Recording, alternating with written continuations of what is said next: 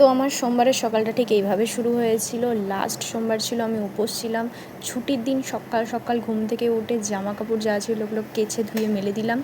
বাইরের ওয়েদারে তোমরা বুঝতেই পারছিলে যে সেরকম খুব একটা আলো ফোটেনি। তারপরে এসে আমি ঘরের বিছানার চাদর বালিশের বর সব পাল্টে নিলাম। পাল্টে নিয়ে ঘরের যেটুকু কাজ ছিল সব করে স্নান করে বেরিয়ে গেলাম হসপিটালের দিকে। হ্যাঁ, বোনকে নিয়ে একটুখানি হসপিটাল যেতে হবে, কারণ ওর আইতে কিছু প্রবলেম হচ্ছিলো। আজকে চেক আপ ছিল, তো ওকে আমিই নিয়ে যাচ্ছিলাম। তো উপোস ছিলাম, জল অবধি খেতে পাচ্ছিলাম না, আর যা রোদ্দুর ছিল, জলও টানছিল, জলও খেতে পাচ্ছিলাম না। আর আমার মুখটা জাস্ট দেখো, গরমের টমেটোর মতো লাল হয়ে গেছে। তারপর এই পচা গরমে আমরা কোনো রকমে গেলাম, গিয়ে পৌঁছালাম।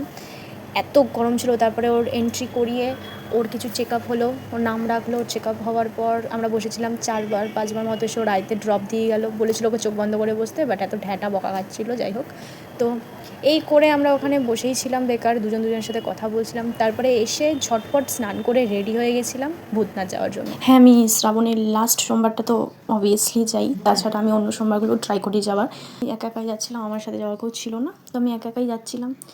প্রচণ্ড গরম ছিল, মাথাও ঘুরছিল, ঘুমও পাচ্ছিল। এসে কোনো রকমের রেডি হয়ে চলে গেছি, আর আমি শাড়ি পরিনি এত গরম লাগছিল বলে।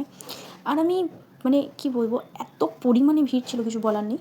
আর আমি ভূতনাথ যাবো, এই মন্দিরে পুজো দেবো না, এটা হতেই পারে না। আমি যাই হয়ে যাক না কেন, এই বাবার মন্দিরে এসে আমি পুজো দিই, কারণ এখানে ব্রাহ্মণ থাকেন, খুব ভালো করে পুজো দেওয়া হয়।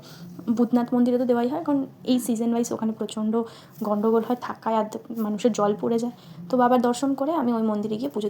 আর পুজো টুজো দিয়ে আমি বাড়ি যাওয়ার জন্য রওনা দিয়েছিলাম, তো তখন আবার একবার বাবা দর্শন করে নিলাম। এইবার আমি আর মোটা বাবার কাছে যাইনি, কারণ একা গেছিলাম, হাতে অনেক জিনিস ছিল, পুজোর ডালা ছিল, সমস্ত কিছু আমি বাড়ি থেকে নিয়ে গেছিলাম।